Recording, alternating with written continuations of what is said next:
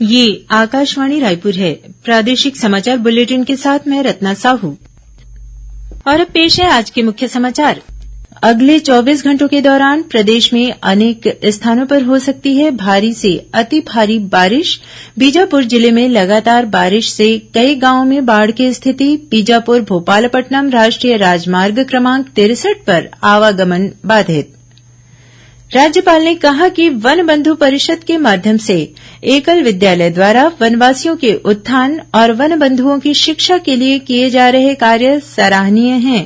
रावघाट के अंजरेल से उत्खनन किए गए लौह अयस्क की पहली रैक तकनीकी ट्रायल के तहत आज 150 किलोमीटर की दूरी तय कर अंतागढ़ से भिलाई इस्पात संयंत्र पहुंची और द्वारका शारदा पीठ के शंकराचार्य जगतगुरु स्वामी स्वरूपानंद सरस्वती का आज 99 वर्ष की आयु में निधन। अब समाचार विस्तार से। मौसम विभाग ने आगामी 24 घंटों के दौरान दक्षिण छत्तीसगढ़ सहित प्रदेश में अनेक स्थानों पर भारी से अति भारी बारिश होने की चेतावनी दी है। मौसम विभाग ने बीजापुर, दंतेवाड़ा, सुकमा जिलों के लिए रेड अलर्ट जारी किया है। इसके अनुसार इन जिलों के 1-2 स्थानों पर गरज चमक के साथ भारी बारिश के साथ आकाशीय बिजली गिरने की संभावना है। वहीं बस्तर, गरियाबंद, धमतरी, राजनांदगांव, बेमेतरा, बालोद, मुंगेली, बिलासपुर और उससे लगे जिलों में भी 1-2 स्थानों पर भारी बारिश हो सकती है। उधर बीजापुर जिले में पिछले 2 दिनों से लगातार बारिश हो रही है। इससे जनजीवन अस्त व्यस्त हो गया है। सैकड़ों गांवों में बाढ़ की स्थिति निर्मित हो गई है। कोटेर, जारगोया और कोकड़ापारा गांव के ग्रामीणों को प्रशासन द्वारा सुरक्षित स्थानों पर पहुंचाया जा रहा है। जिले में भारी बारिश के चलते मोदकपाल नाले के ऊपर से पानी बह रहा है, जिससे बीजापुर से भोपालपट्टनम राष्ट्रीय राजमार्ग क्रमांक 63 पर आवागमन बंद हो गया है। लगातार बारिश के कारण बीजापुर में 5 मकानों के ढहने की खबर है। वहीं जिले के नयापारा गांव में आज आकाशीय बिजली गिरने से एक बच्चे सहित 4 लोग झुलस गए। इस सभी का बीजापुर जिला चिकित्सालय में इलाज जारी है। राज्यपाल अनुसुईया उइके आज वन बंधु परिषद और एकल अभियान के तत्वाधान में रायपुर में आयोजित समन्वय वर्ग के समापन कार्यक्रम में शामिल हुई। कार्यक्रम में वन बंधु परिषद के राष्ट्रीय और प्रदेश स्तर के वरिष्ठ पदाधिकारी तथा समन्वय वर्ग के कार्यकर्ता उपस्थित थे। कार्यक्रम को संबोधित करते हुए राज्यपाल ने कहा कि वन बंधु परिषद के माध्यम से एकल विद्यालय द्वारा वनवासियों के उत्थान और वन बंधुओं की शिक्षा के लिए जो कार्य किया जा रहा है वह सराहनीय है। आगे चलकर यही युवा राष्ट्र निर्माण में भी अपना योगदान देते हैं। इस दौरान राज्यपाल ने परिषद के पदाधिकारियों को शॉल, श्रीफल देकर सम्मानित किया। इंजीनियरिंग स्नातक पाठ्यक्रम की संयुक्त प्रवेश परीक्षा जेईई एडवांस्ड 2022 के परिणाम घोषित कर दिए गए हैं। आरके शिशिर ने सामान्य वर्ग में शीर्ष स्थान प्राप्त किया है। वहीं लड़कियों में तनिष्का काबरा पहले स्थान पर रही। इस वर्ष जेईई परीक्षा में 40,000 से अधिक उम्मीदवारों ने क्वालीफाई किया है। इनमें 6,516 लड़कियां हैं। यह परीक्षा भारतीय प्रौद्योगिकी संस्थानों और अन्य तकनीकी शिक्षा संस्थानों में स्नातक पाठ्यक्रमों में प्रवेश के लिए आयोजित की जाती है। रावघाट के अंजरेल से उत्खनन किए गए लौह अयस्क की पहली रैक तकनीकी ट्रायल के तहत आज 150 किलोमीटर की दूरी तय कर अंतागढ़ से भिलाई इस्पात संयंत्र पहुंची। अंजरेल से प्राप्त लौह अयस्क में 62% तक आयरन की मात्रा है। लौह अयस्क की इस आपूर्ति से बीएसपी की इस्पात उत्पादन की लागत में कमी आएगी। लौह अयस्क के भिलाई पहुंचने पर बीएसपी के प्रभारी निदेशक अनिर्बान दासगुप्ता सहित अन्य वरिष्ठ अधिकारियों ने इस रैक का स्वागत किया। गौरतलब है कि रावघाट क्षेत्र से लौह अयस्क के उत्खनन और भिलाई तक लाने के लिए दल्ली राजहरा से नारायणपुर और जगदलपुर तक रेल लाइन बिछाने का काम जारी है। इस परियोजना के तहत दल्ली राजहरा से अंतागढ़ तक की 60 किलोमीटर लंबी रेल लाइन का काम पूरा हो चुका है। सुरक्षा कारणों के चलते दंतेवाड़ा से किरंदुल के बीच 1 हफ्ते तक यात्री रेल सेवाओं का परिचालन प्रभावित रहेगा। इस दौरान मालगाड़ियां पहले की तरह चलती रहेंगी। रेलवे के अनुसार विशाखापट्नम किरंदुल एक्सप्रेस आगामी 18 सितंबर तक दंतेवाड़ा तक ही चलेगी। वहीं 12 से 19 सितंबर तक यह ट्रेन किरंदुल के बजाय दंतेवाड़ा से विशाखापट्नम के लिए रवाना होगी। इसी तरह विशाखापट्नम किरंदुल पैसेंजर ट्रेन भी इस अवधि में दंतेवाड़ा से चलाई जाएगी। प्रदेश के नगरीय निकायों में बने अवैध निर्माण को वैध करने के लिए राज्य सरकार ने पहल की है। जिन भूस्वामियों ने नक्शा पास करवाने के बाद बिल्डिंग में अवैध या तय से अधिक निर्माण किया है, वे जुर्माना देकर वैध करवा सकते हैं। ऐसे लोगों को संबंधित नगरीय निकाय और नगर निवेश कार्यालय में आवेदन के साथ मकान के कागजात, फोटोग्राफ्स, आर्किटेक्ट द्वारा बनाया गया नक्शा और संपत्ति कर या बिजली बिल की रसीद जमा करनी होगी। इसके अलावा पार्किंग में किए गए अवैध निर्माण के लिए तय शुल्क को जमा करना होगा। तेलंगाना की कोत्तागुड़म पुलिस ने माओवादी कमांडर दामोदर की पत्नी रजिता के साथ एक अन्य महिला माओवादी को गिरफ्तार किया है। रजिता पर तेलंगाना छत्तीसगढ़ की सीमा पर कई घटनाओं में शामिल रहने का आरोप है। कोत्तागुड़म एसपी डॉक्टर विनीत ने इसकी पुष्टि की है। वहीं एक अन्य माओवादी कमांडर रमन्ना की पत्नी सावित्री के तेलंगाना पुलिस के समक्ष आत्मसमर्पण किए जाने की खबर है। सावित्री वर्तमान में माओवादियों की कोंटा एरिया कमेटी की इंचार्ज है। बीते वर्ष रमन्ना और सावित्री के बेटे रंजीत ने भी तेलंगाना पुलिस के समक्ष आत्मसमर्पण किया था। प्रादेशिक समाचार आप आकाशवाणी रायपुर से सुन रहे हैं। और अब आगे बढ़ते हैं बाकी के समाचारों की ओर।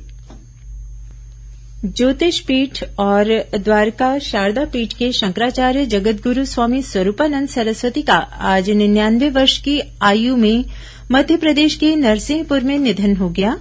स्वरूपानंद सरस्वती ने नरसिंहपुर जिले के झोतेश्वर स्थित परमहंसी गंगा आश्रम में दोपहर 3:30 बजे अंतिम सांस ली। शंकराचार्य पिछले कुछ समय से बीमार चल रहे थे। प्रधानमंत्री नरेंद्र मोदी ने शंकराचार्य स्वामी स्वरूपानंद सरस्वती के निधन पर दुख व्यक्त किया है। उन्होंने अपने ट्वीट संदेश में कहा कि शोक के इस समय में उनके अनुयायियों के प्रति मेरी संवेदनाएं हैं। वहीं मुख्यमंत्री भूपेश बघेल ने अपने शोक संदेश में कहा कि स्वामी स्वरूपानंद सरस्वती के देवलोक गमन का समाचार अत्यंत दुखद है। उनमें देश और देश के जनमानस को लेकर गहरी समझ थी। एचआईवी एड्स के प्रति जन जागरूकता के लिए आज राजधानी रायपुर में साइकिल रैली निकाली गई।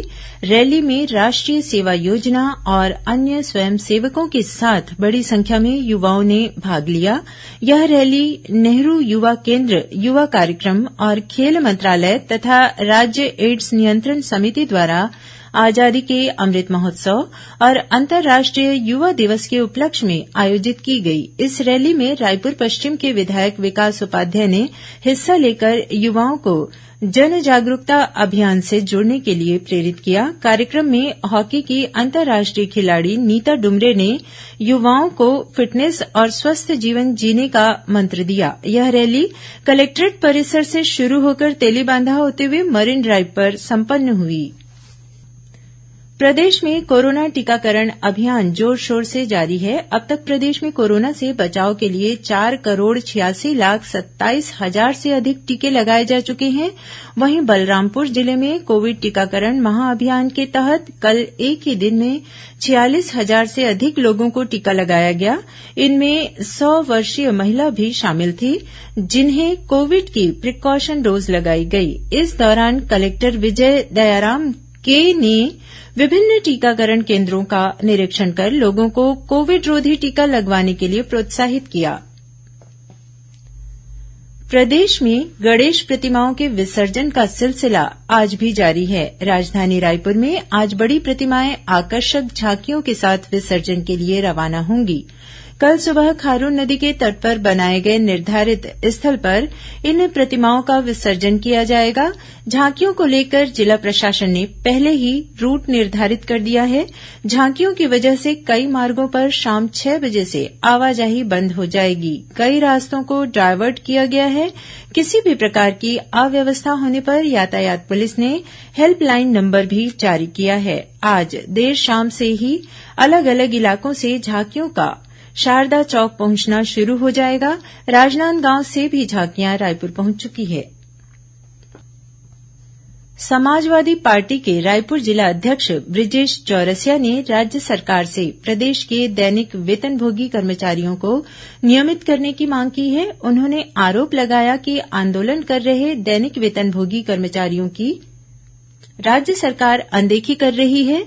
उन्होंने रायपुर में एक पत्रकारवार्ता में कहा कि इन कर्मचारियों की मांगों को जल्द पूरा नहीं किया जाता है तो समाजवादी पार्टी उग्र आंदोलन करेगी। गौरतलब है कि प्रदेश के दैनिक वेतनभोगी कर्मचारी नियमितीकरण को लेकर पिछले 25 दिनों से राजधानी रायपुर में अनिश्चितकालीन हड़ताल पर हैं। ब्रिटेन की महारानी एलिजाबेथ द्वितीय के सम्मान में आज भारत में एक दिन का राजकीय शोक रखा जा रहा है।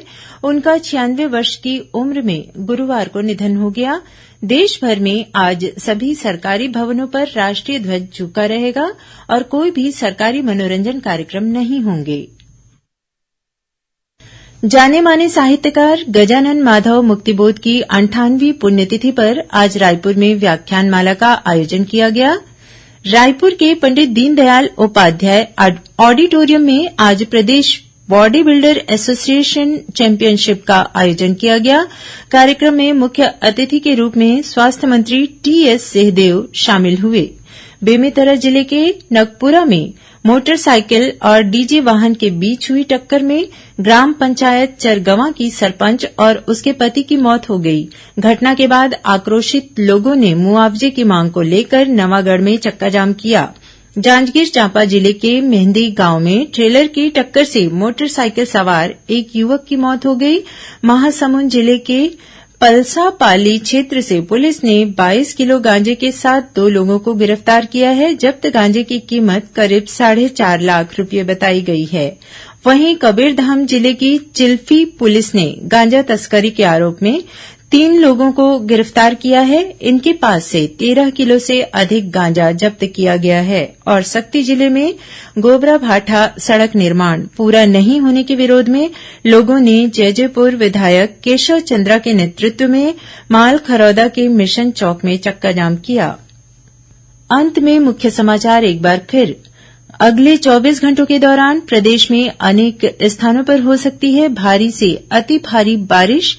बीजापुर जिले में लगातार बारिश से कई गांवों में बाढ़ की स्थिति। बीजापुर भोपालपट्टनम राष्ट्रीय राजमार्ग क्रमांक 63 पर आवागमन बाधित। राज्यपाल ने कहा कि वन बंधु परिषद के माध्यम से एकल विद्यालय द्वारा वनवासियों के उत्थान और वन बंधुओं की शिक्षा के लिए किए जा रहे कार्य सराहनीय हैं। रावघाट के अंजरेल से उत्खनन किए गए लौह अयस्क की पहली रैक तकनीकी ट्रायल के तहत आज 150 किलोमीटर की दूरी तय कर अंतागढ़ से भिलाई इस्पात संयंत्र पहुंची और द्वारका शारदा पीठ के शंकराचार्य जगतगुरु स्वामी स्वरूपानंद सरस्वती का आज 99 वर्ष की आयु में निधन। इसी के साथ प्रादेशिक समाचार बुलेटिन समाप्त हुआ।